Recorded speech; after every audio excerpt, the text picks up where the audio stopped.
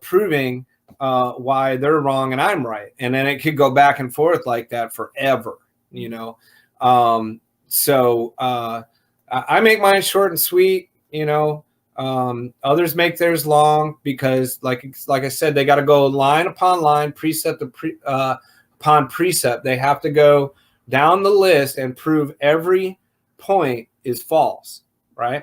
That's why making an affidavit in traffic court is brilliant, because an affidavit in traffic court, in order for them to rebut that affidavit, they have to hire a lawyer to do that. Well, if they hire a lawyer to do that, it's going to cost them a minimum of like $100 to $200, right? So, I mean, it's going to cost, not a minimum. It's going to cost them around $100 to $200 to hire a lawyer to rebut your affidavit.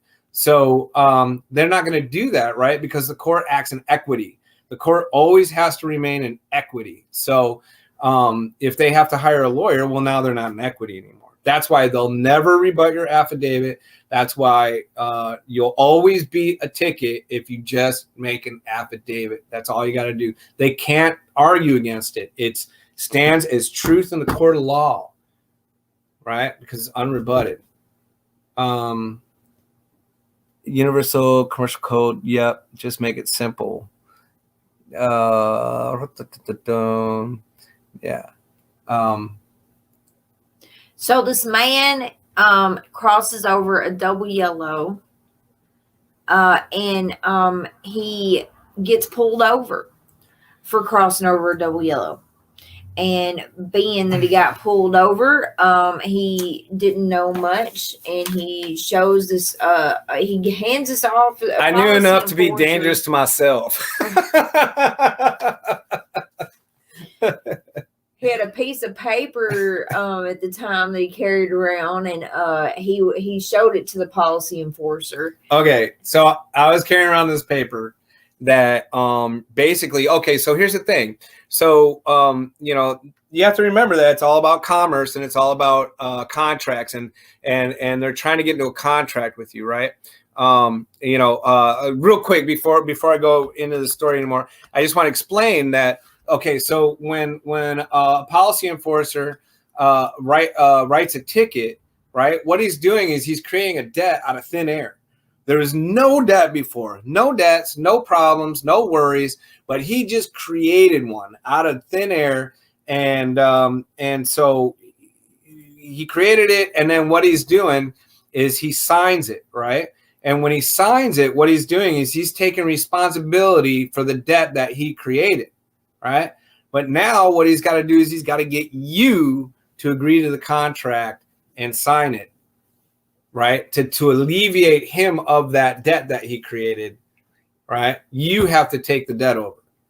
That's why when you don't want to sign that ticket, boy, they'll give you a hard time. Right. They'll give you a hard time. So yeah, Jason for sure. Because it's the debt's created. So now it's going to be a loss. Right. And they have to act in equity.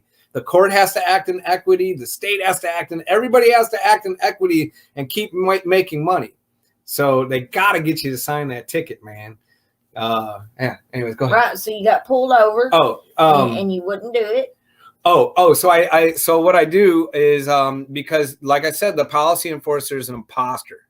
Okay. And he's trying to racketeer you and all that stuff. So on this paper that I showed him, or that I handed to I only did it once. I'll never do it again. But I handed to him. It says that he's got to fill out these things before I talk to him. And basically these things that he's filling out is his real name, his address, right? And his telephone number, right? And I think I even had email address on there. Right? Because I need to know who I'm contracting with. I need to know who wants to enter a contract with me right now, right? That's the gist of it. That's what I was going with on that one, and then I had a declaration of my rights, and then I had and then at the bottom I said that for each violation of my rights, you would have to pay me 20 ounces in gold for each violation. Right. So naturally, He didn't want anything to do with the paper that I just handed him. And tried to give it back several times, but I told him he accepted the contract. So I was like, no, you took it out of my hand. You accepted the contract. That's it. It's yours now. But he wanted to see my ID, my driver's license. And I totally had one on me. But the thing was, is I didn't commit a crime. Right. But I didn't know much. All I knew was, man, I didn't commit a crime. I don't have to show you my ID. And he goes, son, this is Tennessee. He goes, we're not going to do that. This is Tennessee. That's straight up what he told me. Like, no doubt. Yeah, no and regards, respect. And I'm like, I don't want to contract with you. See, I knew what I was saying, but I didn't know how to apply, my goodness, my rights. So he goes, well, we're going to get your ID. And I'm going to get a friend, get another policy enforcer over here, and we're going to take you out of the car, and we're going to get your ID. And I said, are you threatening me? And he wouldn't admit that he was threatening me. He wouldn't admit it. But sure enough, man, they did. They came, they dragged me out of my car and put the cuffs on me and unlawfully searched my vehicle. But the whole time, Jason's being calm and doing it in honor, and like they don't know how to talk to him. They don't know what they're just good. So then he puts me in handcuffs and he kidnaps me. Totally kidnapped me. Totally unlawfully seized my property. Stole his knife. Stole my knife off me. Didn't even give it back. Brought me down to the county jail there, and even walking in, they wanted, because it's COVID, right? They wanted to wave that thing in front of my forehead to take my temperature, and I was like, "Are you a licensed physician?" And he was like, "No," and I'm like, "Well, then I don't give you permission to wave that thing in front of my forehead. I guess I can't go in. Let me go," But no, they let me in, and boy, they tried everything, man. They threatened me. They told me I had to sign these papers. I was like, I ain't signing nothing, and all that. Had him handcuffed to handcuffed to the dang wall for like 4 hours. Crossing over yellow and not showing him his license. Wouldn't let me go to the bathroom. All this stuff. I got some kid yelling from a jail cell. He's like, just do what they say, man. You don't know these people. And I'm like, I'm not going to be where you're at, pal. And all that. And, and one guy even threatened me. He was like, I forgot what happened, but I said, you can only hold me for 72 hours, man. And he goes, oh no, I'm going to hold you a lot longer than that. And I'm like, you can't. It's totally against all the laws. You can't. So then apparently he made a phone call and he came back out and he's like, well, we just got to book you and we're going to let you go. And I wouldn't let him book me at first. But the thing was that, I just moved here. I didn't have any idea where I was. I mean, we drove like a good 40 minutes from where I was. So I was like, man, I am far from where I know where anything's at. I didn't have Ashley's number. I didn't have her dad's number. They were the only two people that I knew. So I'll totally admit it, guys. Like fear took over. Fear ensued, and grabbed a hold of me a little bit. And they gave me an out.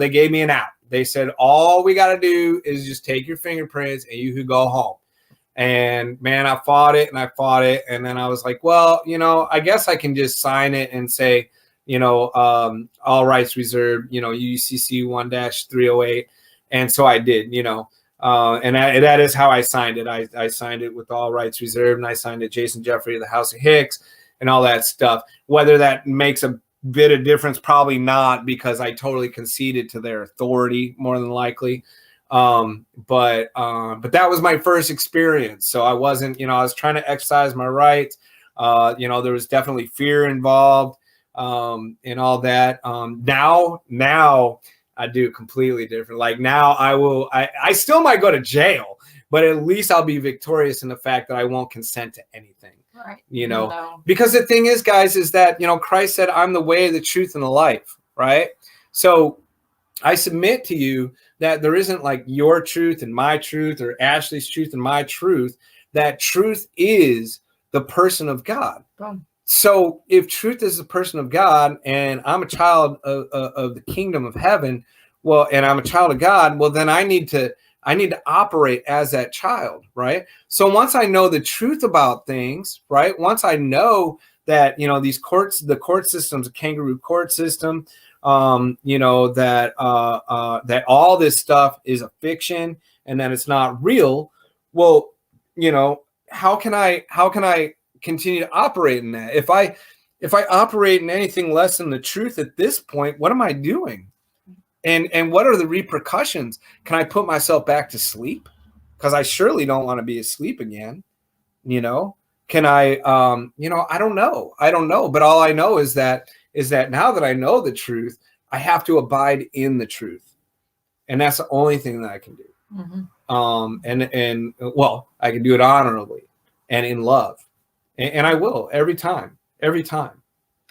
So he, the reason why I started where I was getting more into this, because I still had that confusion there of, well, we're to obey the laws of the land, and then, well, kind of find, as soon as I got the maritime water sea law, ain't the law of the land, that was it clicked.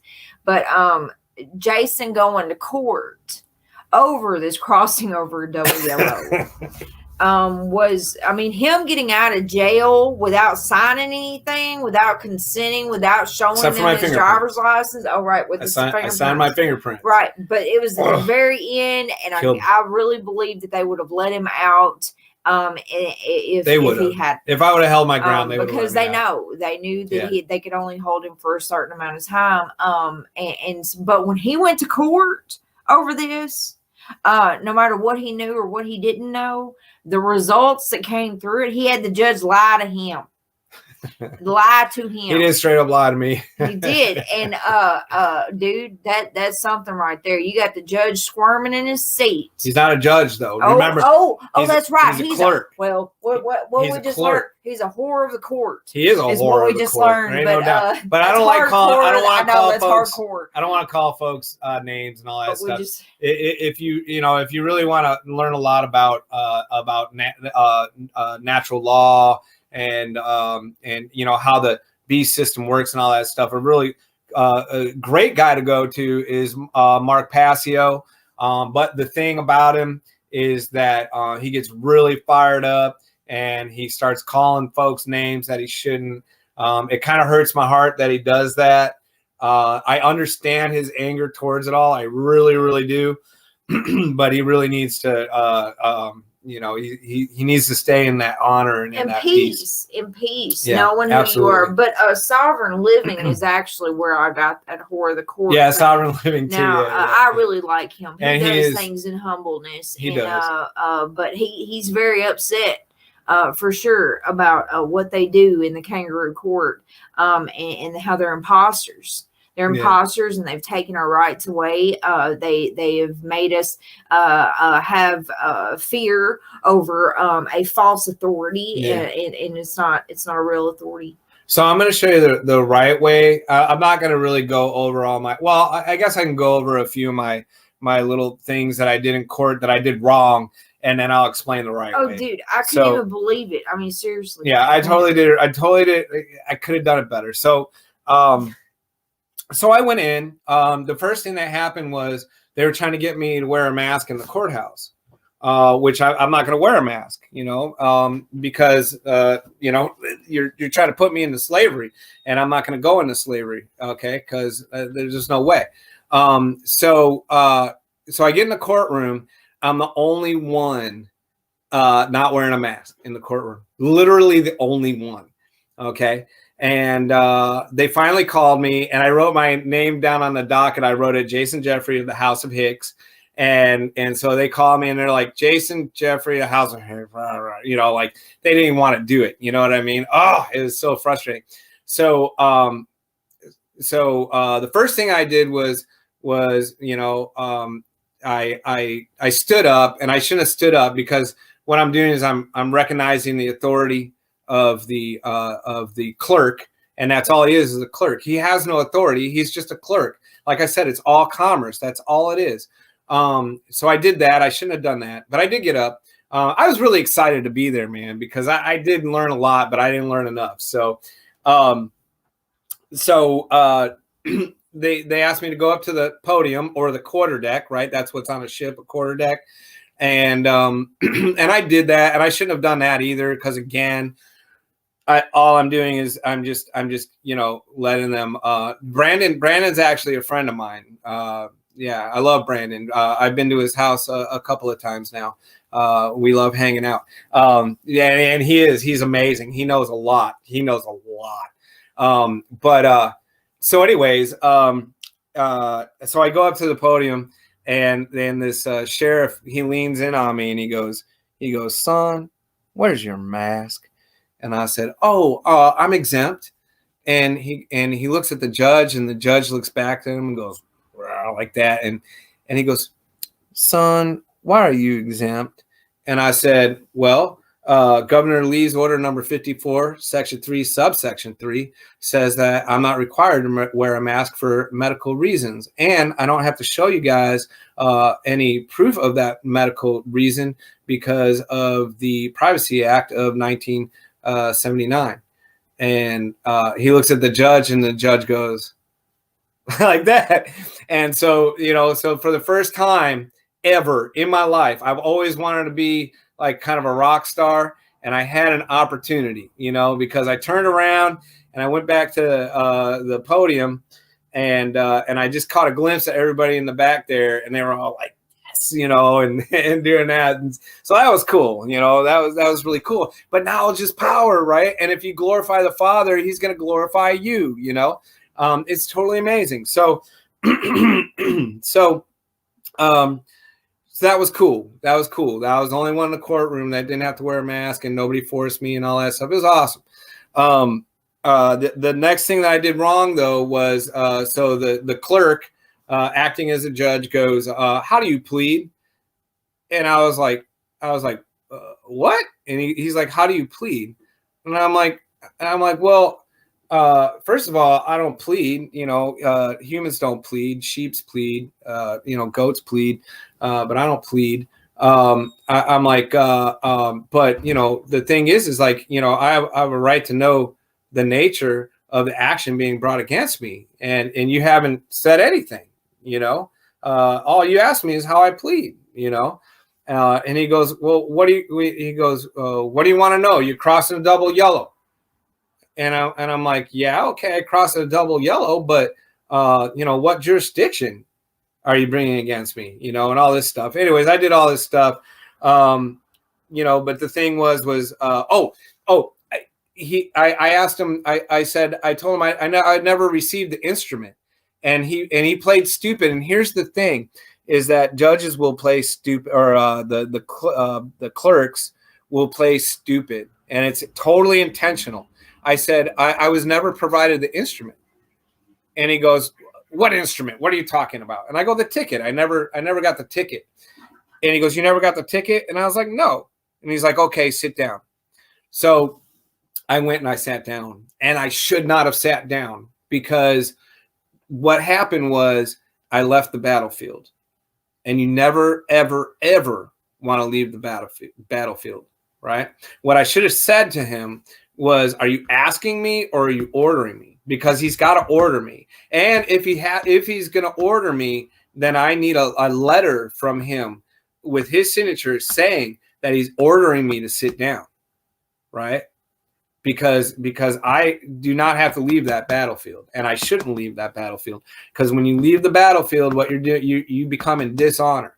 So I became in dishonor, and man, I'll tell you what, my butt didn't even hit that seat for like a second, and I realized what I did. And I was like, oh, dang it, And sure enough, man, they got the sheriff to come in, and they got my ticket and everything, but they didn't have my ticket. It could have ended right there. I could have ended it all, and the sheriff wasn't there, so I didn't even have a witness against me. I could have ended it all right there, but I was so happy to be in court and exercising my rights and wanting to just spew out all this stuff that I learned, that I wasn't even paying attention to what was going on around me, So that was horrible. But anyways, and there's a lot more to the story, but I'm not going to bore you with that. No.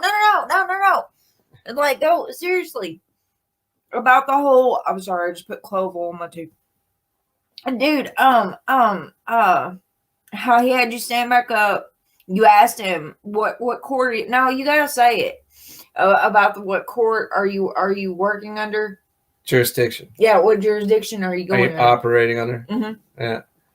And he lied to you. That clove oil is potent, ain't it? It is. Yeah, it lit your face up. I literally like, dude, that's so stout. Right. And you said, well, I want everyone to know that this. Okay. Yeah. Like, okay. Dude. So I watched it. So I watched this dude, Howard Freeman. Same court case. Right. Yeah, I'm still talking about the same. So I watched this guy a while ago, before my court case, called named Howard Freeman. If you've never seen him, he's a delight. He's this old man, pastor, and he's just absolutely amazing. So if you get an opportunity, look him up. There's some things with him on YouTube and stuff like that, but just a delightful old man. Anyways, so Howard Freeman said something, in his mock-up, court thing that I wanted to use that day, and I made sure I used it, and I shouldn't have. Oh, I'm glad he did. No, it's okay. I shouldn't have done it. But anyway, so I was inquiring about jurisdiction. I'm like, what jurisdiction are you bringing against me? And he wouldn't answer me. And so I was like, well, is this a common law jurisdiction? And he goes, no, it's not common law.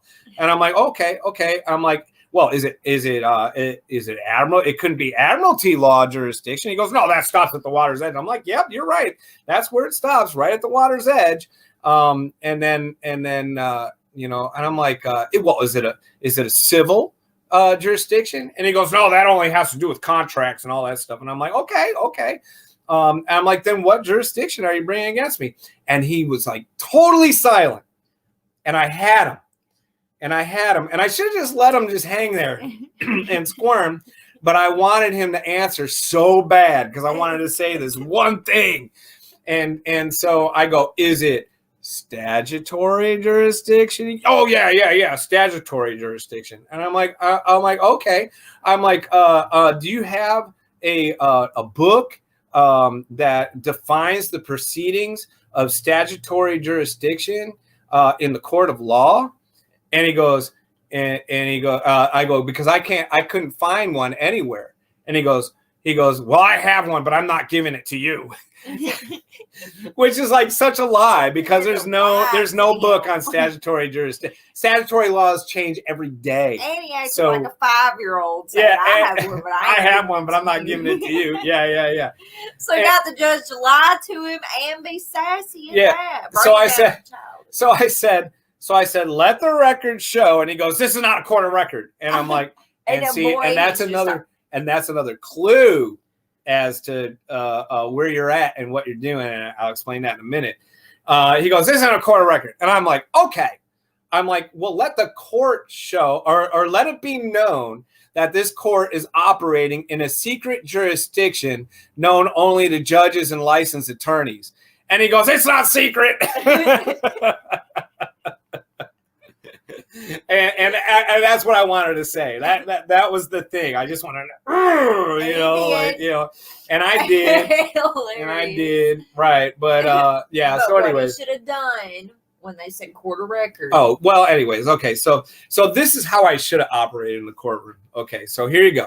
Number 1, don't stand up. Number 2, don't call that guy a judge. Don't say your honor. Don't even say magistrate. All he is a clerk. Yeah.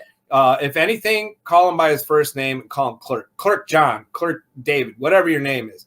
That'll really get him going. Yeah. But that's what he is. So you're letting him know, I know who you are, right. And that's why I'm not standing up, and showing and giving you authority. But do it in honor. And so they're gonna call your name.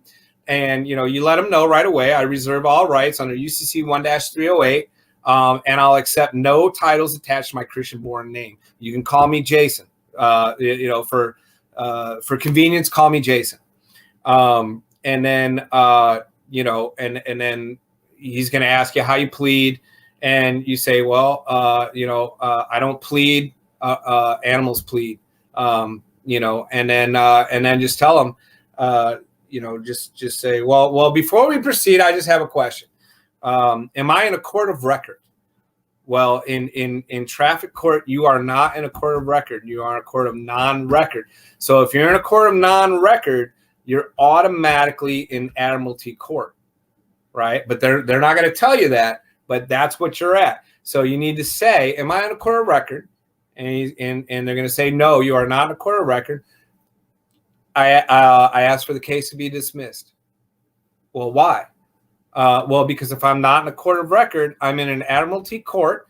Admiralty law stops at the water's edge, and you have no jurisdiction. Oh, and they'll probably say something like, you're not in an admiralty court, right? Well, then you just point to the flag, the American flag, right behind that clerk, and say, well, the gold fringe around the American flag tells me that I'm in an admiralty court. Oh. Right? And they still might deny it. But here's how flimsy this court is. You can, hey, what's up, man? Here's how flimsy this court is. They still might deny that, no, you're not in an admiralty court, and that's fine. But now what they're going to do is they're going to get that policy enforcer, right? The gold fringe around the flag. But here's what they're going to do. They're going to get that policy enforcer up on the stand, right? Well, I object. That's all you got to say. I object. Oh, why do you object? They're going to, act like they're going to make you, they're going to make you, try to make you think that you're an idiot and that you don't know what you're talking about and that you can't defend yourself and all that stuff. Okay. That's what they're going to do. They're always going to do it. They're always going to demean you. Just expect it. Know it's going to happen and be in honor, right? Be above them because you are above them, right? So I object. Well, why do you object? Clerk John, who employs you? The state of Tennessee. Officer, whatever, who employs you? The state of Tennessee. Okay, well, you both are acting in equity against me. Therefore, we have a conflict of interest, and the witness needs to be stricken from the record. Am I free to go? No.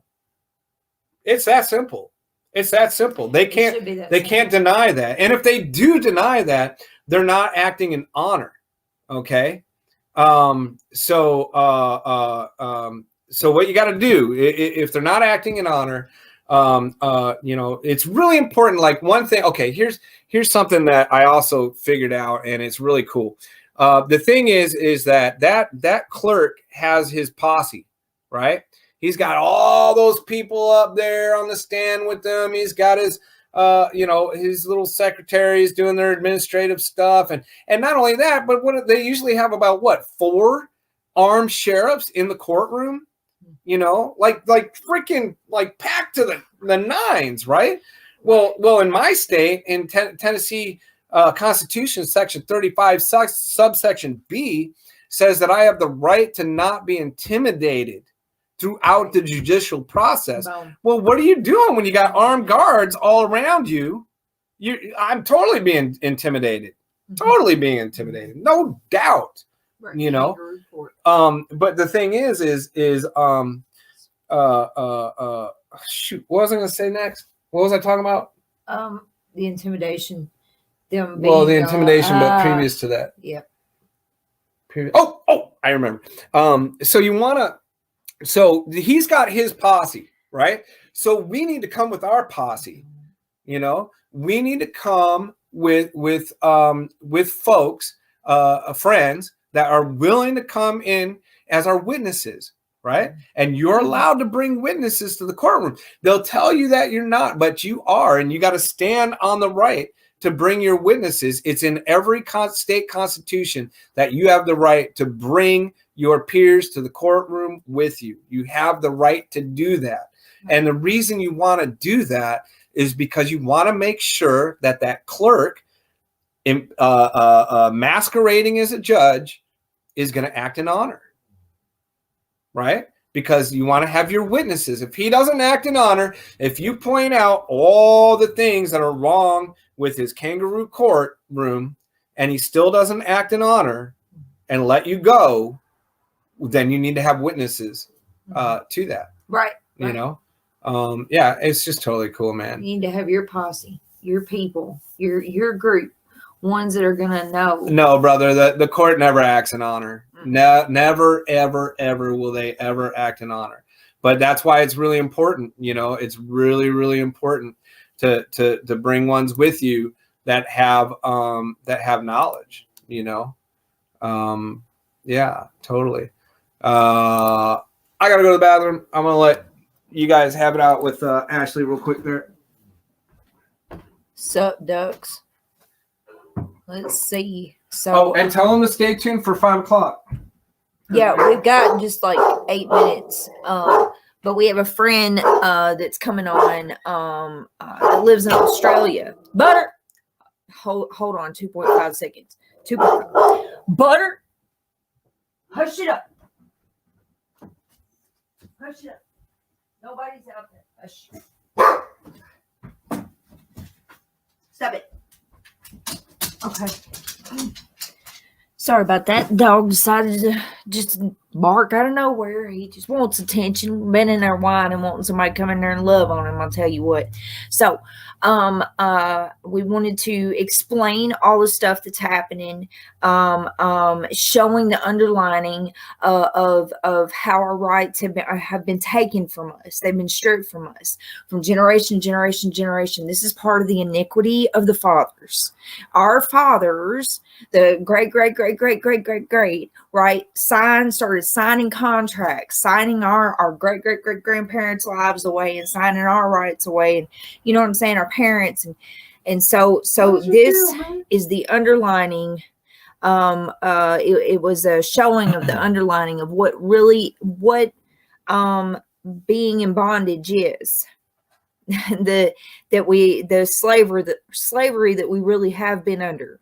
But the thing is that everybody gave up their slavery over conveniences, or gave up their slavery, gave up their freedom for conveniences, right? Like in the beginning, like think about it. Think about like back in the 1800s, you know, and early 1900s, you know, they offered these things, right? They offered these automobiles and trains and telegraph and all these things, you know, and you know, so with these conveniences, right, or the benefits came the grievances, right? Because people just started signing themselves away, man. But that's how they did it. It's so snaky. It's so, it's evil. But so we see what has been going on behind closed doors. We showed you a little bit of it today. We still have a way to fight that here. But our homie, our friend from Australia is going to come on here in a few minutes. I'm going to put the link in the chat so that she can come on here. And she's going to talk to us because some of y'all might, I know for sure that this woman lives in Australia. I know for sure that she really is going through these things. I know for sure. And she's an intelligent woman, totally filled with the Holy Spirit, wind and breath. The stuff that's happening in Australia is coming here. We're really starting to think it's like a test zone or something. But it doesn't have to. Right. If we would, if more and more would come up and stand. But you know, we can just stand up on our rights of knowing that we are believers in Jesus. Knowing that we're children of God. Knowers, you know, we are peculiar treasures of His. We are of His kingdom, His government, you know, not of the government of the pagan Gentile ways, which is of the United States ways.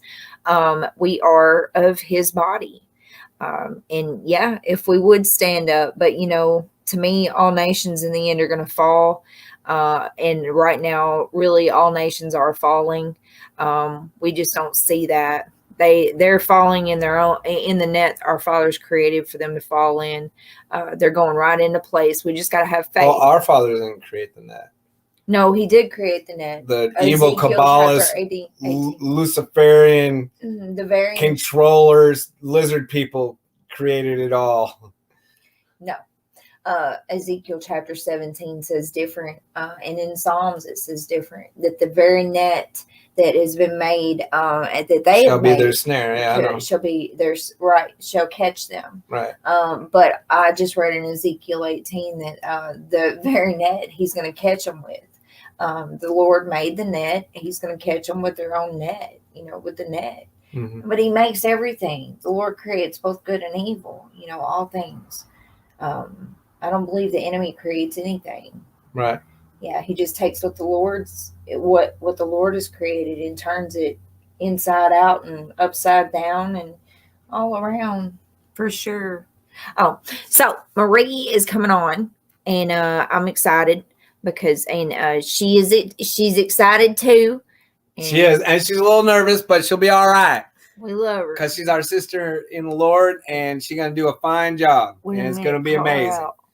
And she's just gonna tell her story, right? And she's gonna give you all facts. She's been fact checking all day today, so she's been fact checking, right? Making sure. That's right. Now.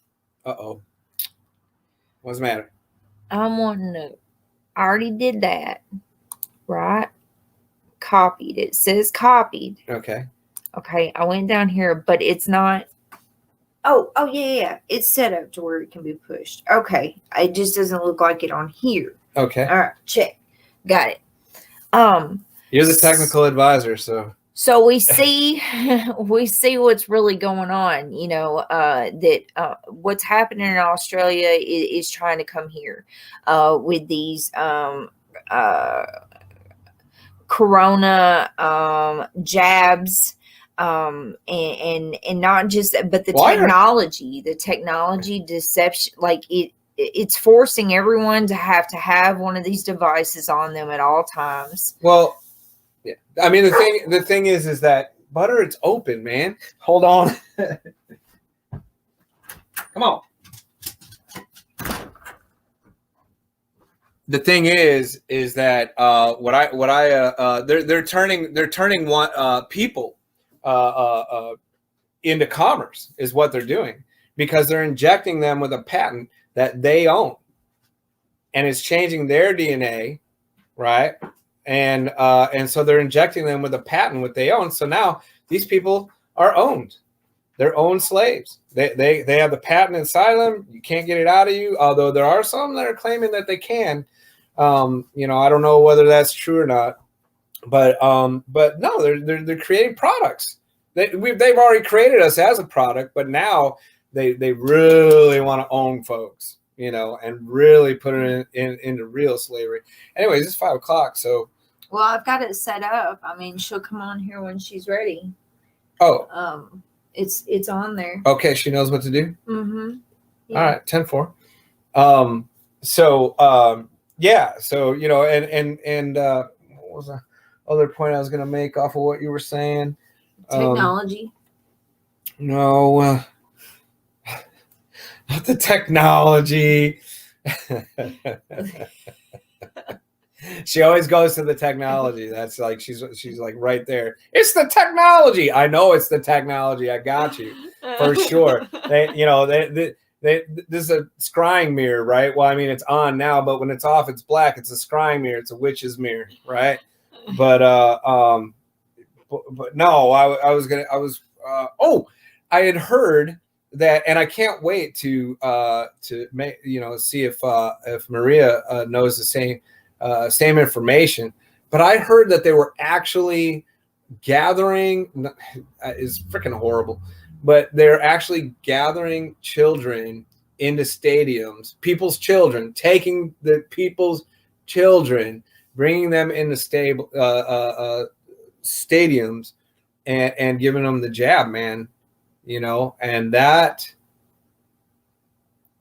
Oh, she said. Yeah, she's trying. Give her a minute. And that's horrifying. That's absolutely horrifying. Right. but the thing is that if I mean, I'm sure everybody here is against the vaccine anyway. So, but for those who are listening, that are on the fence, or or that watch this later, they're on the fence, or or whatever, or you already did it. Nurses are refusing it. Nurses are losing their job. These are people that are in the medical industry. Been in it. Long time. My own brother is a nurse, and my own brother, I said, that it changed your DNA, right? And my own brother, who is a nurse, said, oh yeah, I've done tons of research on this, and he said, yeah, it's definitely changing your DNA, absolutely. Right. And my brother works for Kaiser Permanente, so he knows what he's talking about, and he's probably going to lose his job because he's not going to take the jab. We're literally not supposed, like, we're not to have fear. We're not to have fear of what man can do to us. We're not to have fear of some fake pandemic virus. We're not to have fear of these things. If we're to die tomorrow or in 5 minutes, then that's going to happen. But the government the thing is that it's actually brilliant in its concept, because the thing is that the government really only has two functions that it's supposed to do. One is that it's supposed to safeguard the people against other people that want to harm them and all that kind of stuff, right? And so it's to keep the people safe, and it's to build a militia or an army to do that, and that's it. That's the only two purposes of government. So they're doing it under the guise of, hey man, we're just trying to keep you safe. We're just trying to keep you safe. When in reality, they're just, putting us into more and more and more slavery. And that's the whole goal. That's the whole goal. Right. And the word actually tells you, against the ones that come. If they come and say peace and safety, something ain't right. And that's all these folks are preaching is peace and safety. We're just trying to make everybody safe. And then if you'll notice that all the ones that have been getting the jab, or that are for the Dr. Fauci or whatever, all these folks, they have no peace. They're angry. They have discord. They have major depression, anxiety, sadness. There is no peace there. Well, we don't know. So they're not bringing peace. No, you're right. You're right. Not all of them are like that. Yeah, we don't know them personally. If you don't have the Holy Spirit, that's for sure that there is no peace there. If you don't have the Holy Spirit, and the ones that have gotten the vaccination, or that are for it, they're for the vaccination. They're for the. Those people have no peace. They have no peace. That's who I guess I didn't say right. Okay, yeah. That's who you're talking about. Yeah, those are the ones that don't have peace. Right. And you see it. You literally see that you have peace, because you know that we have no fear over anything, any of this stuff, over anything that is on earth. We should not fear it. Only fear the Lord. And yeah. All right. Is she? Oh. Is she trying? Oh my goodness. There she is. We got to do something here. Is it this one? Lovely daytime there. Hey. Is she trying? Oh my goodness. No, there we go. Oh, there you are. Okay. Turn your YouTube off. Go into your YouTube and exit out of it. There we go. Oh, there you are. Okay. Turn your YouTube off. Go into your YouTube. Yeah, she still has it on. It's okay. No worries. So beautiful. She's so beautiful. Mm-hmm. Okay. Did it work? Yeah. Oh. Awesome. What's up? Did we do it? We did do it. We did do it. Hey. Hi, sister. So exciting. Thank you for coming and talking with us today. Yeah. Getting attacked by birds. Attacked by birds, man. That was a loud bird. That was a loud bird. Yeah. It's It's a cockatoo. So you know I'm in Australia that way, right? Yeah, right. It's a cockatoo. Oh, I wish you would just come up on the camera. Yeah. Oh, be lovely. Anyway. But anyway, so hey, welcome and thank you. It's such a honor to have you with us. And yeah, and I'm just gonna we're just gonna open the floor to you, and you just just tell us about your experiences. You know, maybe because I know things kind of crept in at a rate, you know, not a slow rate, but you know, they started with little things, right, and then they worked up to bigger things as far as like, you know, taking freedoms away and all that stuff, right? So what was the first like signs? Like what was the first things that happened in Australia? So in about March of last year, 2020, we were told to lock down. You guys have had some lockdowns too, yeah? Well, they claimed, yeah. Yeah, they claimed, right? Well, we're a very obedient society, it would seem. And so people basically did what they thought was for the best, you know, and locked down.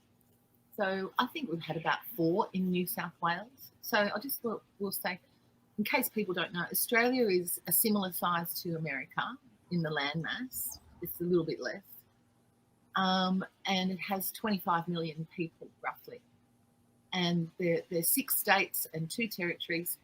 And there's 2 really more heavily populated states. New South Wales, where I live, where Sydney is the capital. And Victoria is, the capital is Melbourne. And that's where most people live.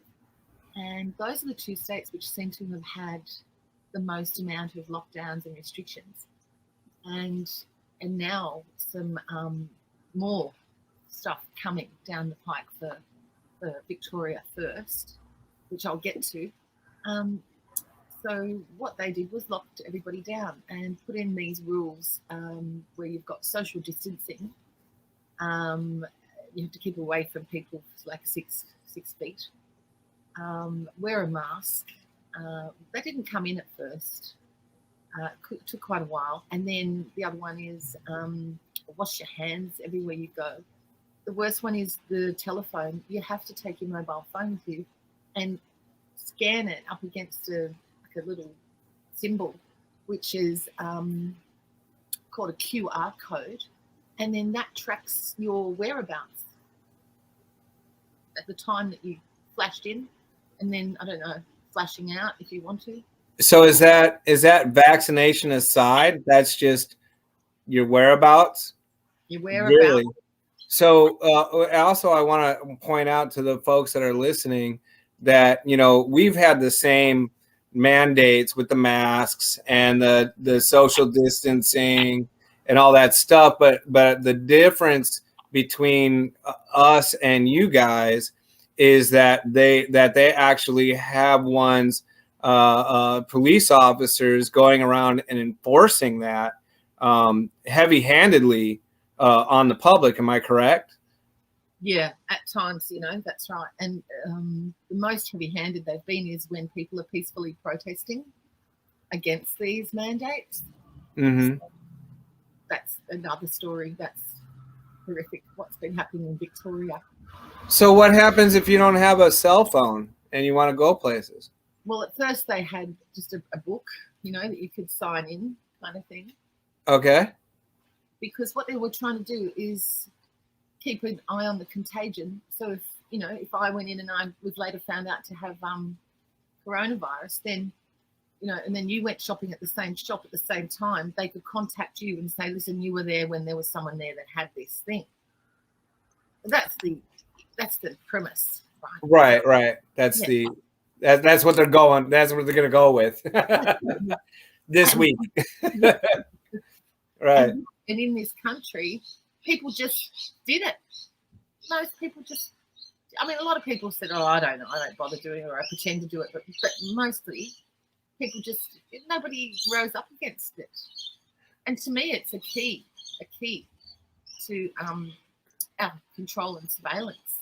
You know? Right. So Do you guys have?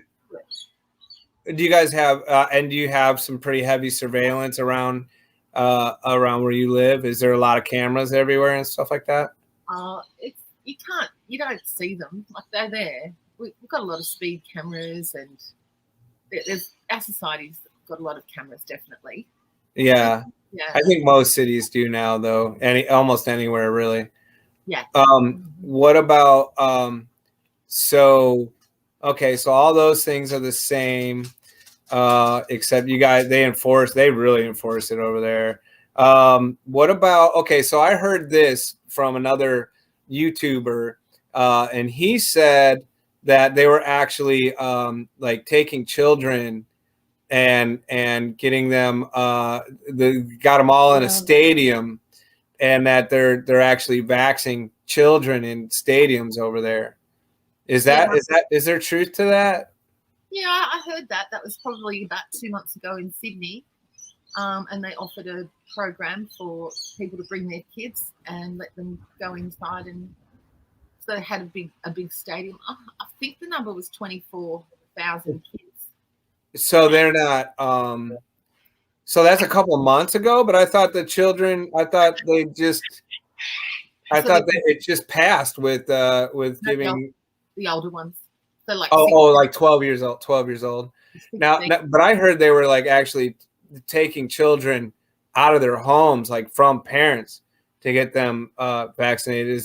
Have you seen any of that going on? I haven't. No. Nothing like that, or heard about it or anything? I've seen no evidence of it, but that it wouldn't be well publicized. Yeah. Now, is that your own bird, or is that just a wild cockatoo? It's wild cockatoos. It's At raining. the front door, really? Yeah. We get a whole flock of them sometimes. They pay good money for cockatiels out here. Cockatoo. Oh, cockatoos! Those are even those are even more money. Right. They're amazing. Yeah. You get to spend all day with them. Yeah. So how is it? So how's it? Come for a minute. So but with the lockdowns, like they really enforce it though, right? Like if you go out in the street, do you guys have a curfew right now? No, so those kinds of things I was describing happened early last year, and it's just been a gradual kind of increase in that, in the sort of regulations and some changes to the rules. Are y'all finally out of lockdown?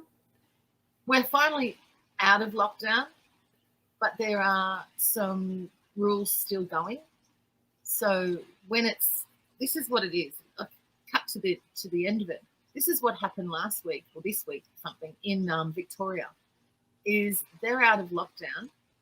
They happened about 3 weeks ago, but there's still so many rules. I've actually had to write them down to be able to tell you what they are, because you couldn't remember them all because there are so many. Really? Yeah, and I'll look down while I read it, right? Okay. Yeah. And I'll talk about Victoria because it's not my state, but it's the one that we're most worried about at the moment. Okay.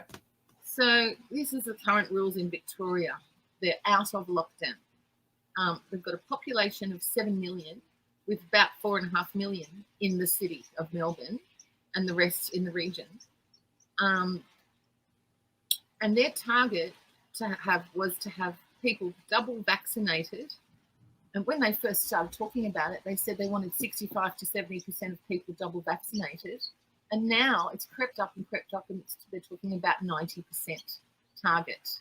That's because they're probably getting consent from people, and it's going well for them. So you know how it is, like, right, when you were a child and you ask your mom for an icy pop, and then she gives you one, and then you're like, hey, can I have one more? Because it was so easy. She gave you one so easy. Can I just have one more, Mom? Just one more? And you keep pushing it. Well, yeah, the government's like a child, so they work the same way, right? Well, this is going well. Well, now we'll take 90%, Yeah. It's unbelievable, right? It's just Yeah. So when they reached 80% double dosed, allegedly, but that's what they're saying. Oh, right, right. Which was only, the 24th of October. They eased their restrictions from a lockdown with a curfew that had been going for about 3 to 4 months to this.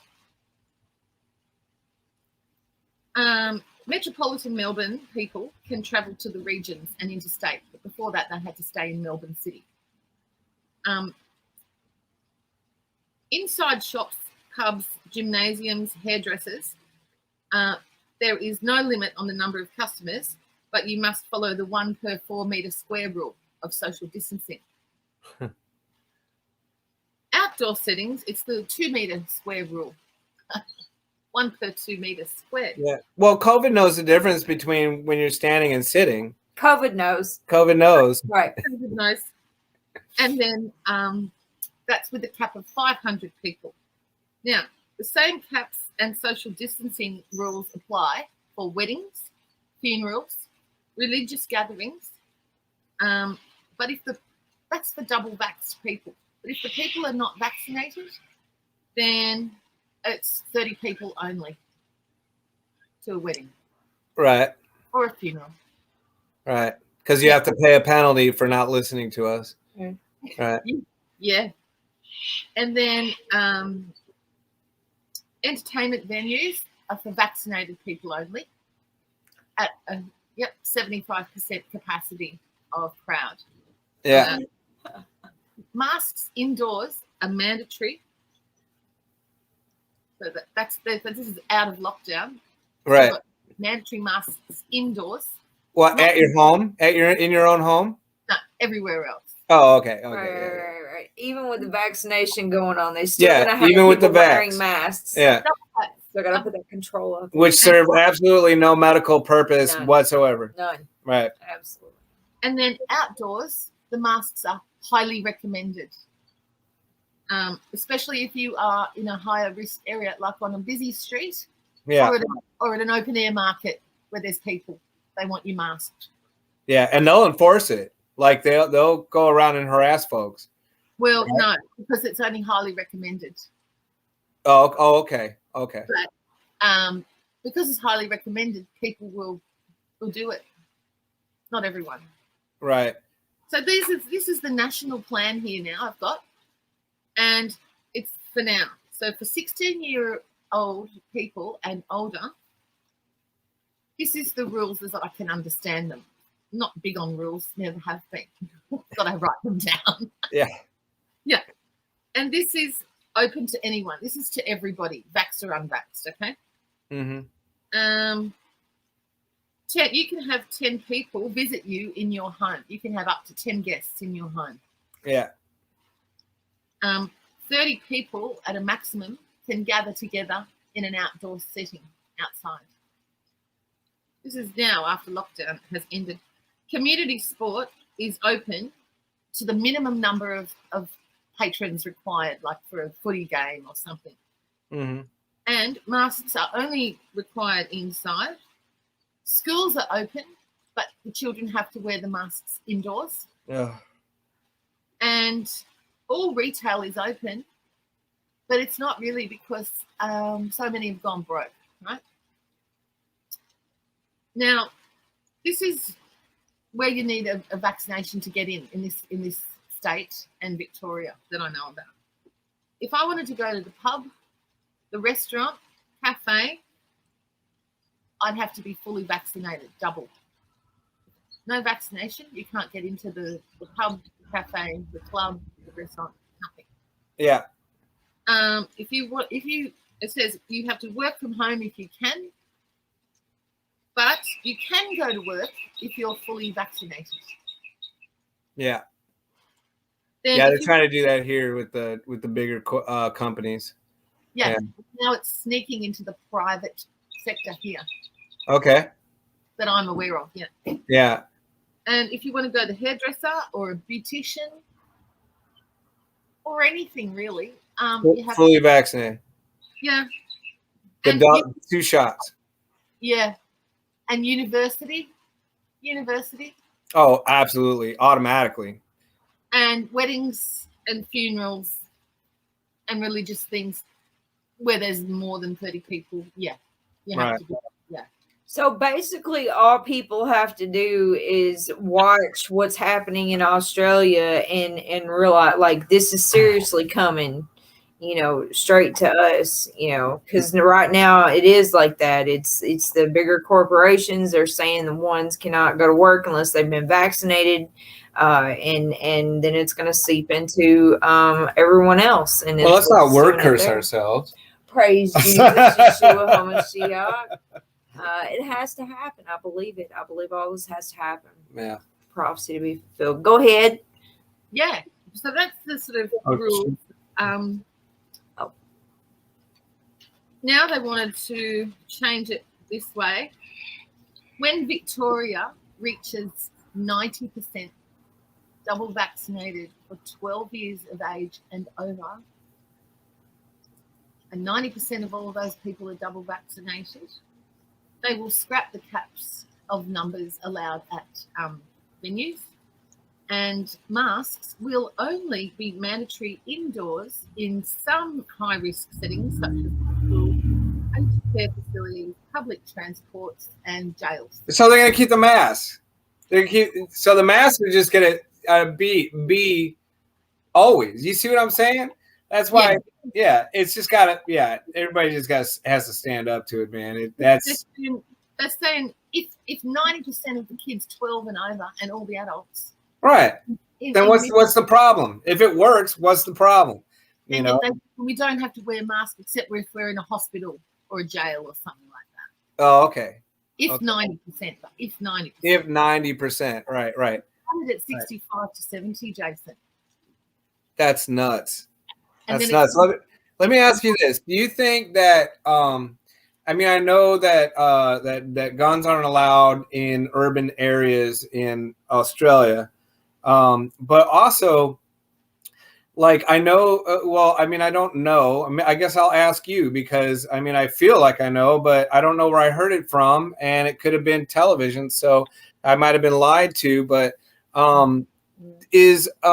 so Australia, the history of Australia, wasn't it like pretty much like indigenous population, Yeah. and then they started having like prison camps there, like didn't it start that way where they were all prisoners, right? Exactly. Right. So do you think that maybe that a lot of this conformity that we see throughout the Australian population to go ahead and go along with this, do you think that a lot of it has to do with kind of like, the passed down of generations to generations? Like these folks were in prison, right? And so they learned how to follow orders. They learned how to listen to those that were in charge. And then, they kind of passed that kind of thinking, down to their children, to their children, to their children. And that's why we're kind of in a state where we're at right now. You're saying no. No way. No. No way. All right. No, because we're the same as you, mate. We're the same people. Like we've been brought up. Well, but I mean, I can see, but they totally institutionalized us. Like, you know what I mean, I guess they did you too. I mean, you guys have had public schools for a long time too. So yeah, I mean, I guess that's where it comes from right there is that institution. We really are America. I think basically we're the same. Yeah. It's very interesting how you are, how Australia is almost identical. I mean, like, seriously, you really don't have much difference at all. And the program. The comment that someone made was somebody asked the same question you had asked, Jason, a minute ago. Do you think that it's because there's so many of the forefathers here were prisoners? Right. And somebody retorted back, no, I think it's because so many of the forefathers here were prison guards. Yeah. All right. 10-4 on that. Yeah. Either way you want to go with that, really. Yeah. Yeah, no, that's good. I like that. And what would you do? What would I do in that situation? Right. In regards to, Americans and Australians being similar, honestly, being in the Navy, I was all around the world, and I could already see ones in countries that I didn't even expect, like Malaysia, Pakistan, China. The corporation, the worldwide corporations have really shaped pretty much a lot of the world to be the same in many ways, many ways. And so I can, and this was back in 1991 during the Gulf War. So I can't even imagine, now, how it is now. I bet you it's very similar everywhere you go, I could do some of the brands, like think about McDonald's, KFC, Gloria Jeans. We've got the Guzman, something Mexican thing. All of those food chains, right. Coffee one which is totally scary. That American coffee brand, we've got that here. Starbucks. Oh, it's Starbucks? Yep, we got that. Well, of course. I mean, they have their goddess right on their logo, so she gonna give Starbucks props. You know what I mean? Yeah, right. Yeah, absolutely. I noticed that homogeny too, of everything just being the same, all the businesses being the same. Even a couple of decades ago, I noticed it.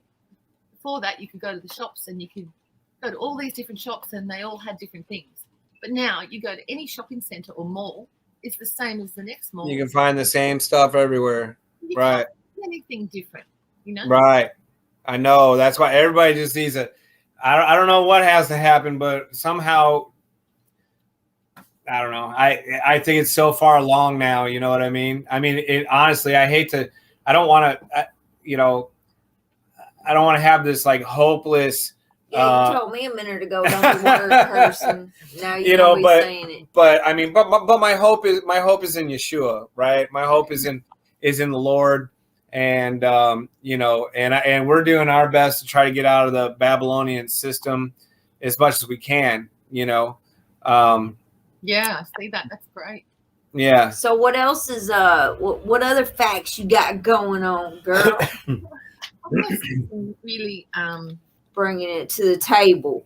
Because it's quite phenomenal what's going on here now. So in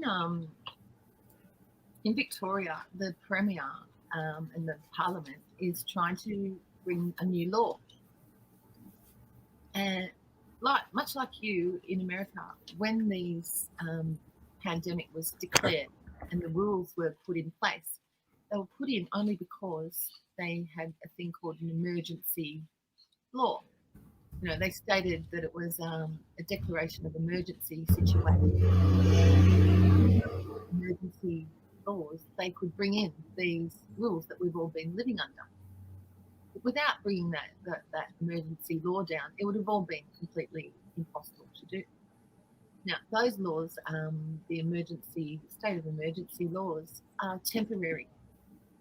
But they've been extended, okay, all the way to but they're still temporary. Now, what they've done in Victoria is they call him Dictator Dan. His name's Daniel Andrews. He's the Premier, which is like the governor. And he is bringing in, or wanting to, a new law, which will replace the old state of emergency, or the need to use that, because we know it as the new pandemic laws. And what it does is it gives the state premier the power to declare a pandemic, and it gives the health minister of the state the authority to make public health orders. So they've taken the power away from, say, WHO or CDC or whoever it is over there, right? And Fauci. Right, and they're making it localized. Now, the guy who runs the Victorian Bar Association, that rules over the barristers, or he's the president. Yeah, the Temple Bar. Yeah, his name's Christopher Blandon. He's a QC, Queen's Counsel. He is in charge of the barristers in the Law Association type stuff. He's calling it appalling. This proposed law. He's calling it the polling. Appalling. Oh, appalling. Oh, okay. Yeah. Okay. It allows the extension of the declaration of a pandemic without a maximum time period. There's no time period at all. And it allows to imprison people for 2 years if they are in breach, Oh my goodness. and $90,000 fine for an individual in breach, and $450,000 fines for a business which is in breach of the Mhm. health rules. Now, he says, this guy, Christopher Blandon, he says, the new legislation is designed to replace the current state of emergency powers and would give the Premier unprecedented power with little to no checks and balances.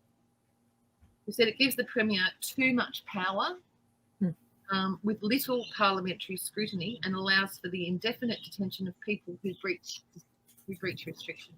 That would be something to protest right there. Like, if anybody was going to protest anything, man, the streets should be filled with every single citizen Yeah, in Australia, you know. that's right. Listen to this. This law would give the health, this is how I saw it summarised, and it was quite a good article, so I wrote it out. This law would give the health minister or the Premier the authority to make pandemic orders that differentiate people on the basis of their attributes. That is, it gives the ability to discriminate on race, religion, political beliefs, or political activity. What? Number two, it gives the Chief Health Officer and the Health Department vast police powers. It allows the Health Department person in charge the power to classify any individual that they deem appropriate as an authorised officer. These authorised officers can be granted power to detain individuals or classes of persons. What? Dude, come on, really? This is why And this is really like they're how far along are they on doing this? it's passed in the House. Oh, it's What's that? passed in the House. Wait, did you say it passed? In the House. Oh yeah, but it's still got to Go through the. right. It's still got to go through the. I mean, I don't know how Australia works. Is it kind of like how it works here? Yeah, Oh, okay. very similar. But even yet, Right. it's got that far, I know. and the people, yeah. There is a resistance. It's I'll tell you what it is first though, if you like, just to get the last bit out about what it does. Yeah. All right. Number three, the safeguards that are the safeguards are that if a case of detention is challenged, these cases are referred to a detention review officer. All this new stuff they're making up. Yeah. Well, that's what they do. Who then refers the challenge to the CHO or the Chief Health Officer. Back to the same. The safeguards, the bill includes a disturbing number of no invalidity clauses, which can render a safeguard unenforceable. For example, the Premier's failure to provide a report to Parliament on a pandemic declaration does not affect the validity of the declaration. So he's supposed to put in a report, but if he doesn't, he's still just, as long as by decree, if he decrees, right? So he doesn't need a medical report. He doesn't need anything from any organization at all. He's just gonna do it on his own, and there you go. Wow. And that's Chief Health Officer reports to the Premier as well. So everything reports back to the Premier. Right. All decisions. And they're using the one thing that has worked, that the whole pandemic thing, it has worked. It has been successful. It has. and I don't watch this guy anymore, but even Richie from Boston, on YouTube, he even called it out. He's like, they're just testing the waters. They're just, when they first rolled out the pandemic and everything like that, they just tested the waters, see what people how they were gonna react, what they were gonna do. And boy, when everybody got in line, man, they were like, oh, hold on now, because at first, remember, it was like, oh, this is only a couple of weeks, a couple of months or whatever. Yeah. And then when it went so swimmingly well, because everybody was so ready to give up their rights, they were like, oh, okay, well, let's keep this going, and so here we are. We probably put them 5 years, 10 years ahead of time, more than what they thought they were going to be. You know what I mean? It's unbelievable. And bringing in the medicine so quickly as well. So, yeah. Well, yeah. I mean, that's the whole point. Is that I pray that it's not really this giant kill off like some people say that it's going to be, But I mean, the way, just how they're just forcing it on the people, in different ways through shaming, and say, and getting people out of their jobs, and and basically what you're saying, I mean, it's a death sentence, right? Mm-hmm. Because I mean, basically, if you're depriving a man or a woman of their ability to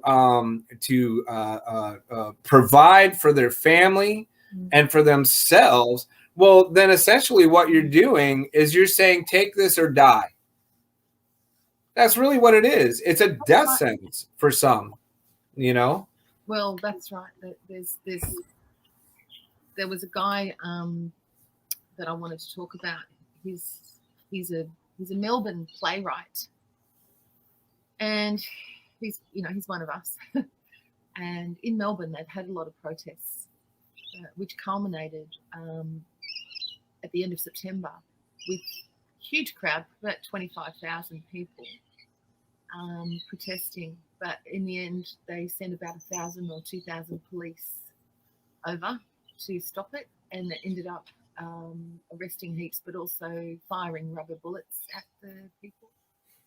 Yeah. And that was on the Shrine of Remembrance, which is, the Anzac War Memorial in Melbourne. Mm-hmm. Yeah. So it was very spectacular, like sensational or whatever.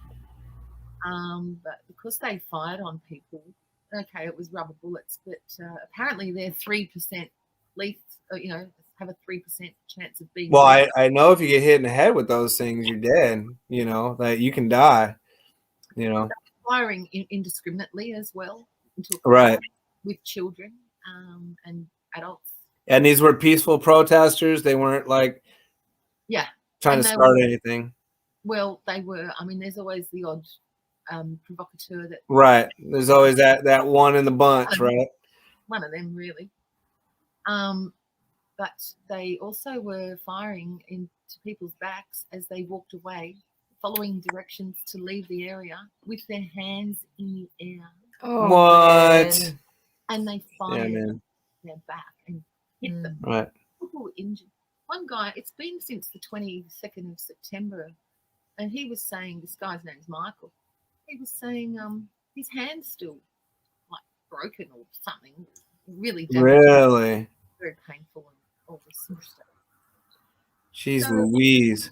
I mean, man, it's gone really feral here. It's just gone toxic and very quickly. So, yeah. So this they all met down at the shrine at that protest, and people had those loudspeaker things, and some people were making speeches and things like this. And they seem to, meet each other and they've networked. And some of them are quite, well-educated people and things.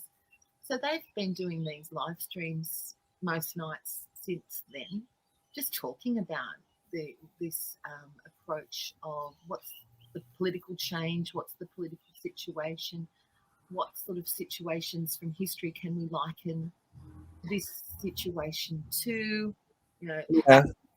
1930s and things like this. So they don't even understand that it's like the Babylonian Empire, and that this is literally, folks that are the folks that are running the show are literally satanic folks, like literally Satan worshiping, Baal sacrificing to.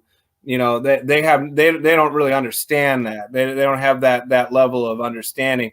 Like it's more talk about politics, which is just really, I mean, all it is an illusion of choice. It's an illusion that that these ones here are the ones that are making the policies. These are the ones that are to blame, when really all they are is the sock puppets for the actual controllers.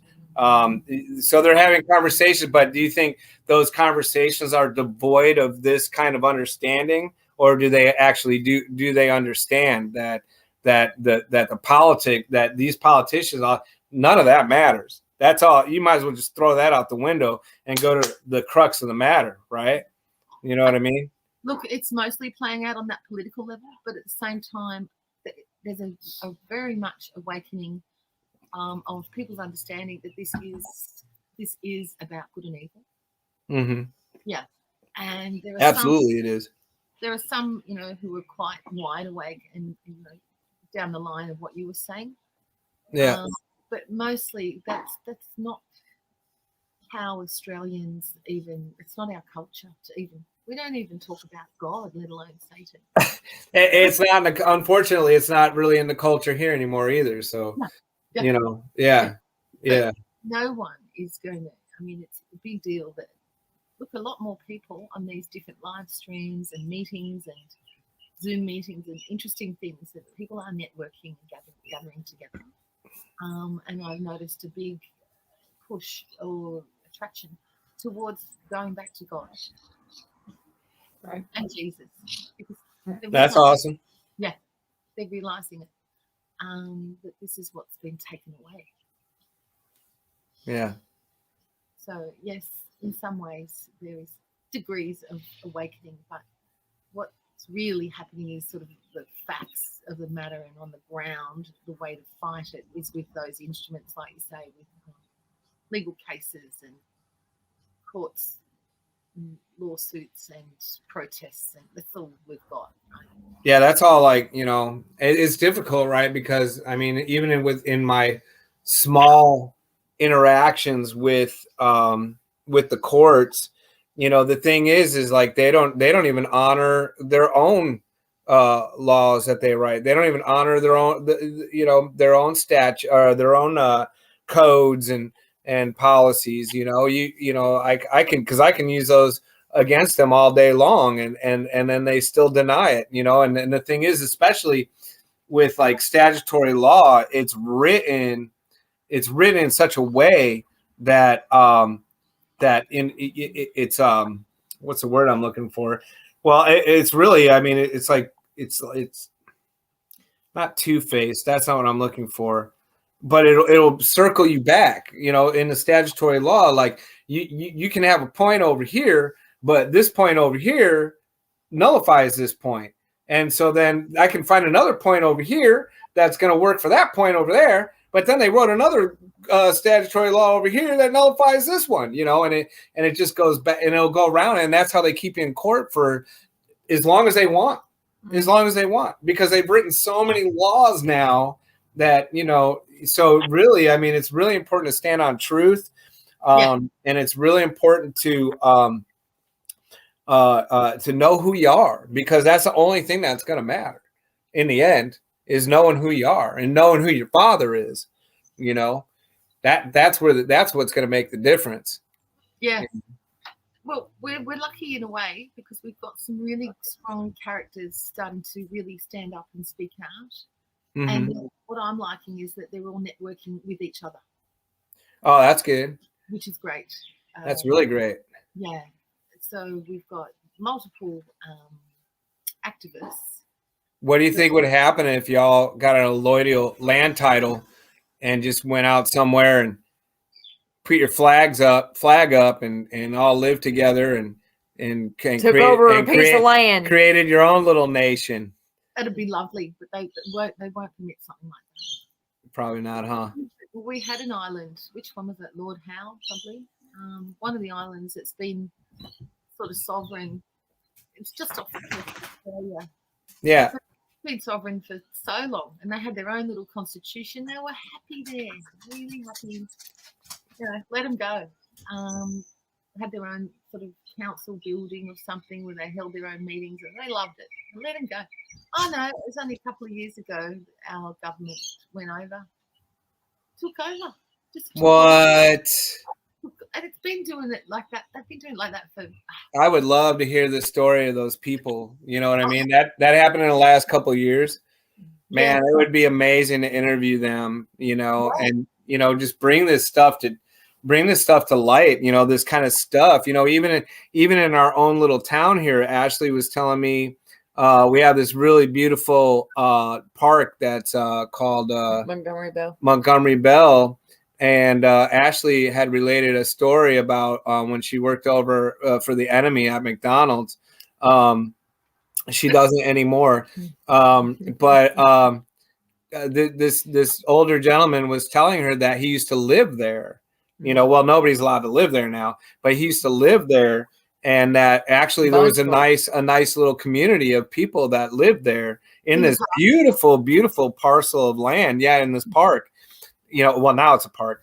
And the government told them that they had to move because they were going to make it a park. And some moved and some decided to stay. Well, they burnt down all the houses in the ones park. that took the stand, they burnt the houses. Yeah. Yeah. And this is the kind of tyranny that we're under, and folks have no idea, no clue, man. They just keep on voting, and they keep on like it's going to change fighting anything. over Democrat and Republican, and they keep on, because they got to choose a side, pledging allegiance to the flag, America, right? America, land of the free. Land of the free, and there's no free. There is no freedom, and there's no bravery. No liberty. They use our liberty as maliciousness. Land of the free, home of the brave, and there's no bravery because nobody will stand up for the freedom. No courage. Yeah, it's freaking. It's such a farce. It's like and then for the Christians, I'm like, I'm like, would Jesus pledge allegiance to the flag? Had one tell us, yes, I think he would. Yeah, we had one that would not admit she was wrong. She knew she was wrong. You could see it in her eyes. It was like, man, you could see it in her eyes that she knew she was wrong. If we thought that they if Jesus would wear a mask. Yeah. And they couldn't answer. Right. Didn't know what to say about that one. You know what I mean? I'm like, y'all are claiming to be Christians, right? Yeah. I mean, you have the Holy Spirit. Whenever you got Jesus Christ, Yahushua living inside of you, that's right. Then the fullness of Christ. Do you think he would put a mask on? Do you think he would pledge allegiance? You think he would bow before a Christmas tree? No. None of the above. None of the above. Simple question. Oh, it's hardcore, man. It's hardcore, man. Well, did you have anything? Yeah, did you have anything else, or? Yes, she does. I do. It's what I wanted to say is I've been following this guy because he's interviewing all these different people, right? And there's a few different guys that are interviewing all these different people around Australia, so it's getting a good impression of real stories, real people, what's really happening, and who's kind of leading the resistance and stuff like this over a few different YouTube or Facebook or different type of channels, right? And this is what I sort of took notice of yesterday. The reality is that real people are being affected and lives are being destroyed. Absolutely. Yeah.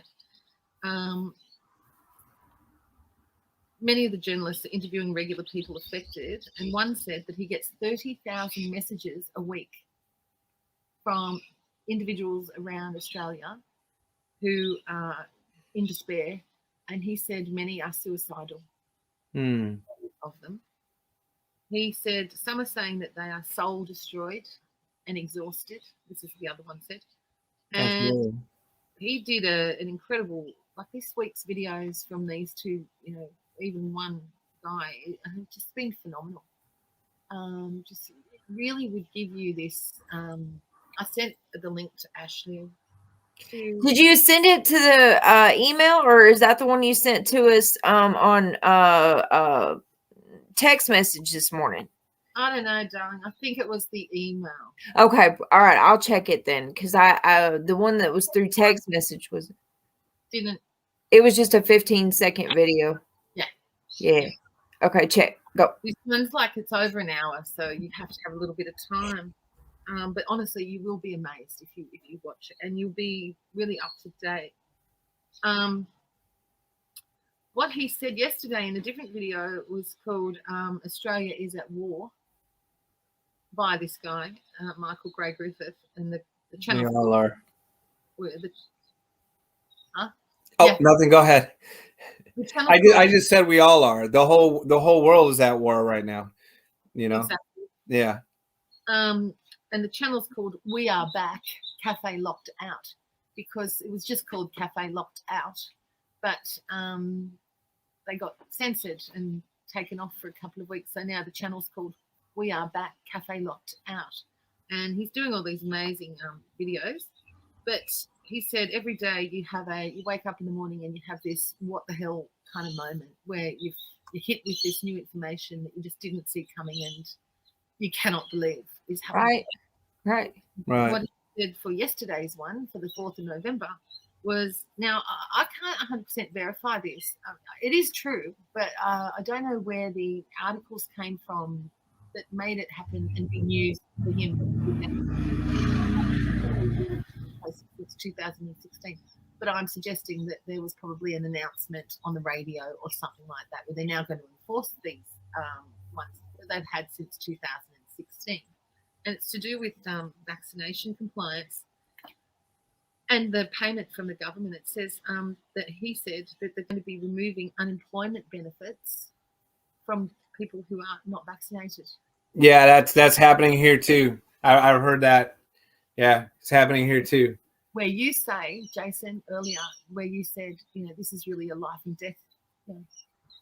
Yeah, absolutely. It's also going to mean forcing compliance with every subsequent booster, isn't it?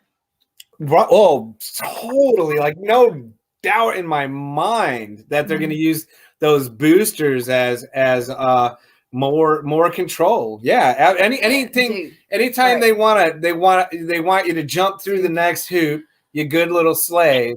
Don't forget your booster. Don't forget your booster. Or you'll be cut off. Yeah, absolutely. Well, right. and not only that, but I mean, even do you want to go ahead? I'll remind me. I want to talk about this is this one from yesterday. Economy. This is about people, really. He said he's getting many messages and letters from people who have said that if this happens, which is taking away the unemployment, they will suicide. Many, excuse me, messages.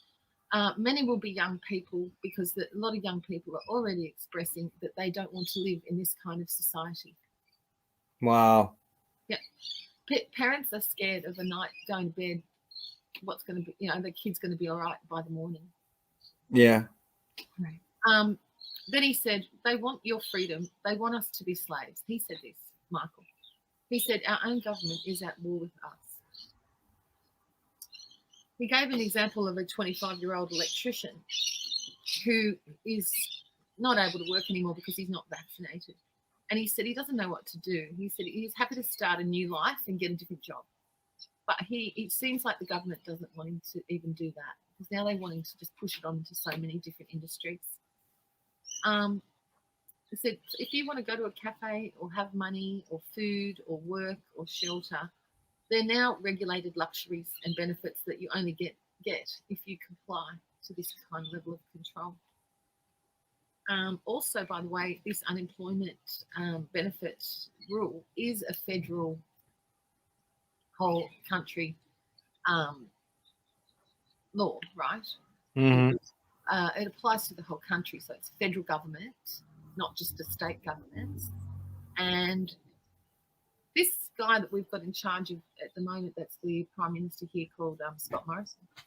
When he was, years ago, when he was just working in the Parliament before he was the Prime Minister, he personally is the one that was responsible for bringing in what they call no jab, no play. So they wouldn't allow children to go to a childcare facility of a day while their parents go to work if they weren't jabbed. And he brought that in, and then he brought it in for no jab, no pay, which was one aspect of a small payment for the parents in like government payment. Then he calls it no jab, no play, no jab, no pay, no jab, no dole. I'm calling it like it, but it's the same guy. So now No jab, no what? We call it the dole if you're on the unemployment. They call Oh, it okay, dole. yeah, But like, yeah. the thing is, it's the same man who brought those ones in years ago when he was in Parliament as an underling, and now he's the Prime Minister, and he's bringing in, the same man is bringing in no jab, no unemployment benefit. Right.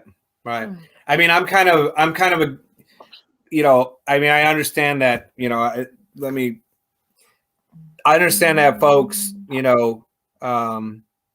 apart from our Lord, and some that, what am I trying to say here? Well, I'll just put it plain and simple. I don't agree with taking anything from the government. I just don't. No, and the reason being is because you are submitting yourself to be ruled over them. Sure. Like you are confirming, you are consenting, you are saying, I need you, help me. And so I have an issue with that. Sure. But I also understand that the overwhelming ignorance, and I don't mean that ignorant in a bad way. I just mean ignorant as in not knowing, having knowledge, that they don't even know, they don't know what they're doing. It's been a way of life for them, probably since they were children, Absolutely. and so that's so kind of like, I mean, I kind of look at it like with a double-edged sword, right? In a way, it's kind of like, well, go ahead, if they don't want to get the vaccine, go ahead, take that away. Maybe they'll discover that they're able to actually do things freely, and find a life for themselves, maybe. Unfortunately, I'm sure the statistical balance of that would favor ones just, man, having a tough go of it, and and all that, for sure. And like you said, some have even said that they would take their own lives if they didn't, but think about the state of that person, though, that would do that would take their own life because they're missing government funding, but I mean, I guess no, it's not why. What's that? No, that's not why they are saying they want to suicide at Oh, all. I misunderstood you earlier. Oh, I'm sorry. I didn't mean to misunderstand you. No, you're allowed to.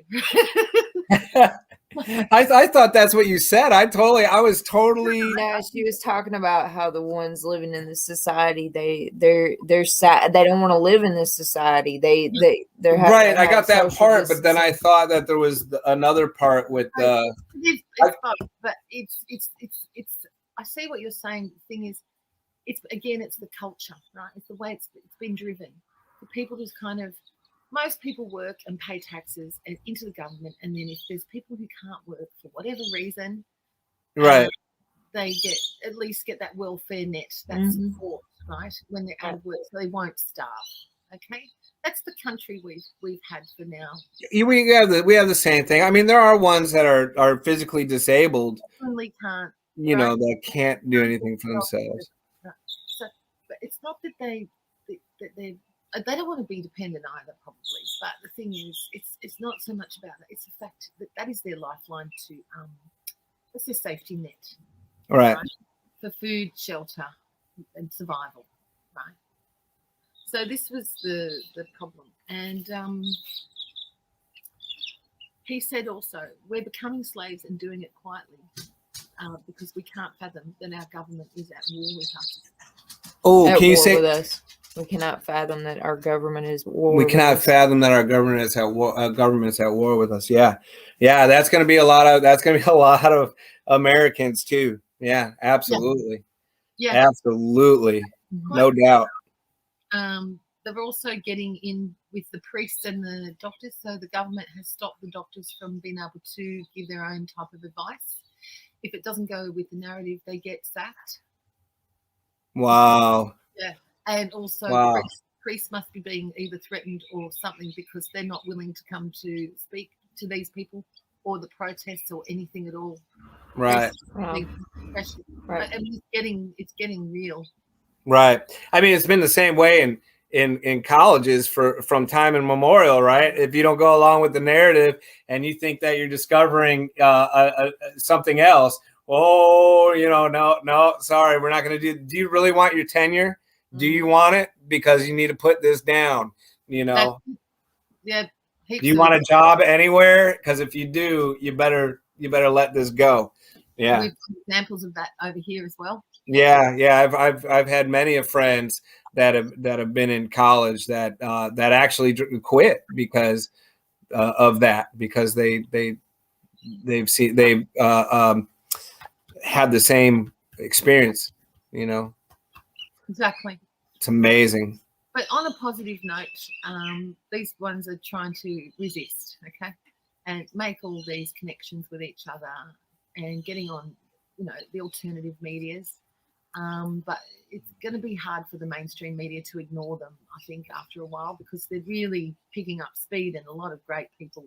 So a lot of great lawyers, just individuals. Like there's a guy who seems to be, I think he's just a builder or something, but he's got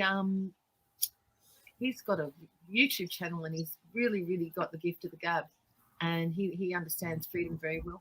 A lot of these people that are trying to resist are people from Europe, whose parents were part of the nonsense, 100 years ago type of stuff.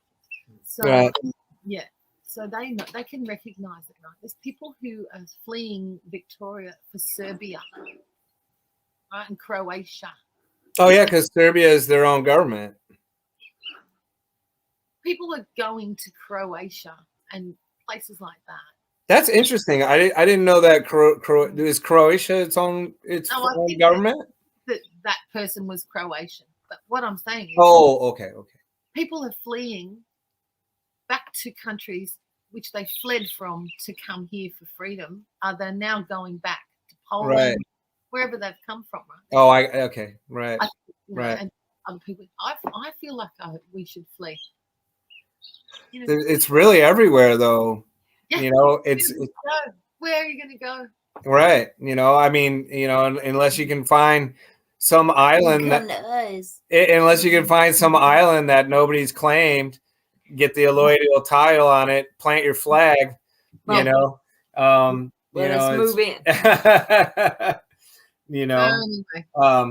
Or just get, bury yourself deep in some wilderness area somewhere, but I don't know. I don't have that kind of survival training. I think I might be able to survive for a while, but we'd survive.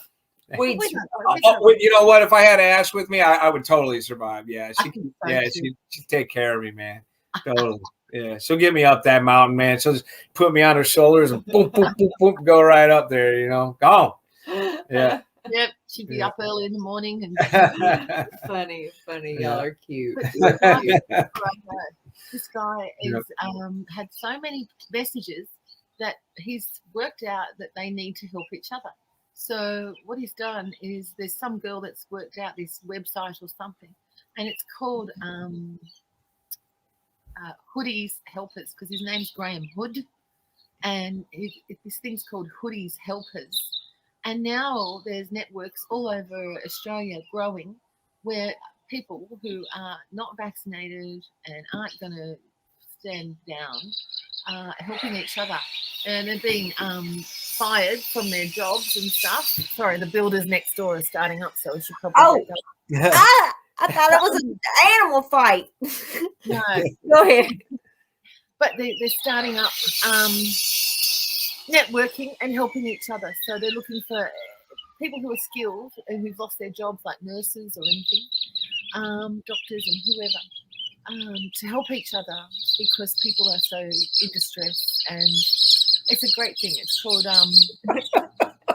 called Hoodies Helpers. What's funny? The birds are having at it behind Right, you, man. I mean, right. they're like, They're letting everybody know the builders are fixing to we're start. sorry. We didn't mean to laugh while you were talking, but it's That's hilarious. all right. Yeah, and because we're talking about serious things, but then Nah. you have this like mayhem going on behind you. Like I'll get going. somebody didn't like something that somebody else did. That's all I gotta. That's all I gotta say. That's what we heard out of that little fuzz. Right, Yeah, right. yeah. Cool, cool. I'm sorry. Go ahead. Let's just hope that's going to get going, and it's even getting going around the world. So just remember that one: Hoodies Helpers. Hoodies helpers. Hoodies helpers. We Yeah, will. definitely. I love you so much. Yeah, Love you too. we are. We've been on for 3 hours and 5 minutes. Yeah, mate. Let's do So, man, thank you so much though for sharing. What's going on over there. Right. Because this. Thanks for coming. it's just yeah.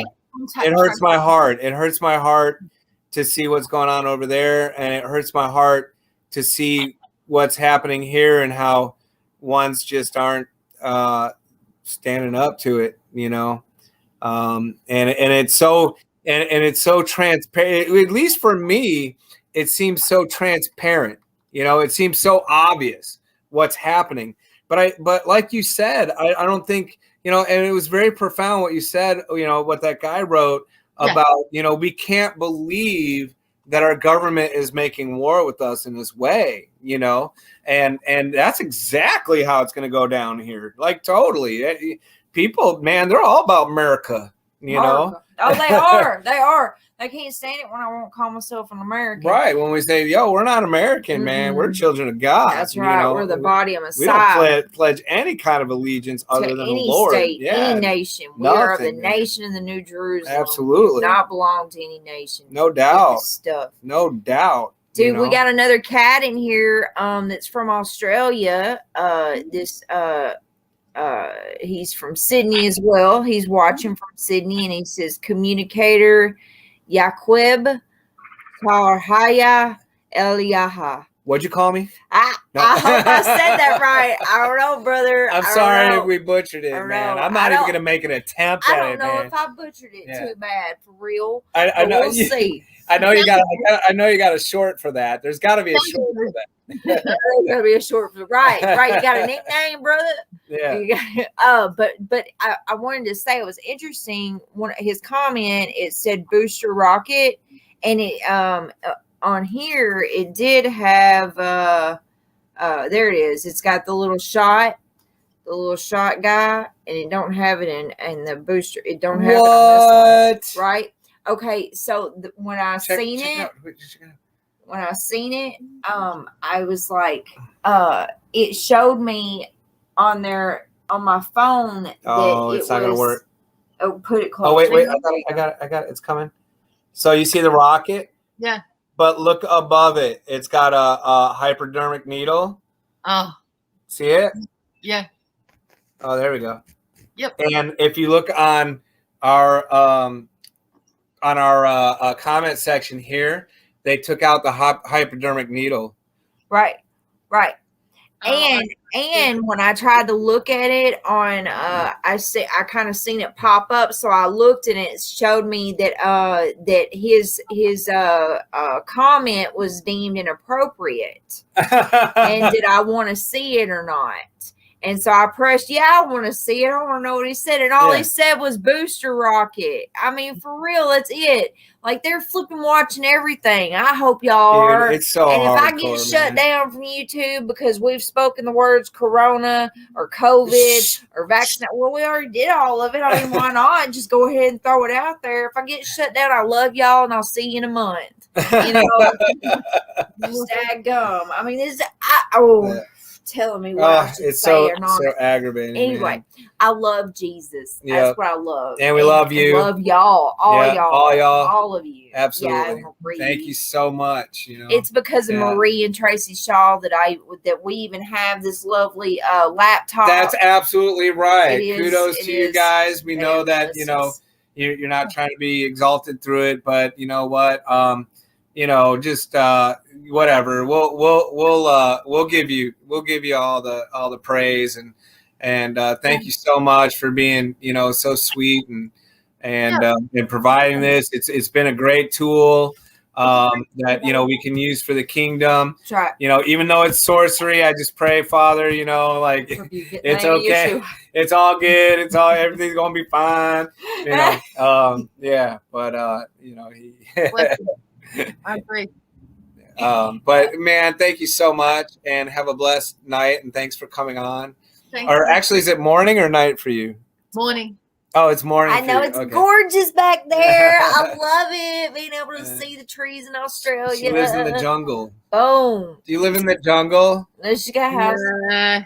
Oh, Oh, look at that. oh, I see. Gorgeous. I just try I and like make it. Well, it as green as I can. Yeah. You have yeah. a beautiful porch. Yeah. Thank you, dear. Yeah. In I'm gonna love. live out here. All right. Well, we're gonna Love get it. out of here. All right. You have a lovely night. Yeah, All right, you you too. Thank you. Thanks, everyone. Yeah, right. Okay, we're out of here. We love y'all so much. Have a blessed day in the name of Yahushua. Thanks for listening. Thank you.